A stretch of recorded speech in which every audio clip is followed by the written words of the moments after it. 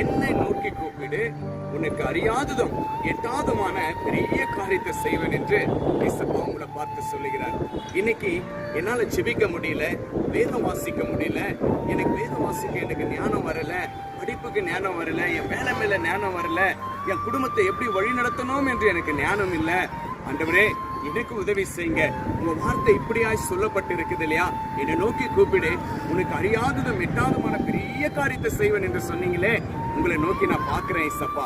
உங்க மேல நான் விசுவாசம் வைக்கிறேன் ஆண்டவரே, எனக்கு உதவி செய்யுங்க ஏசப்பா என்று இந்த நிமிஷமே நீங்க எங்க இருந்து பார்த்து கொண்டிருந்தாலும் இந்த நிமிஷம் விசுவாசத்தோடு ஆண்டவரை நோக்கி நீங்க சொல்லுங்க. உண்மை நோக்கி பார்க்கிற ஆண்டவரே, எனக்கு உதவி செய்யுங்க, எனக்கு ஞானத்தை கொடுங்க என்று சொல்லுங்க.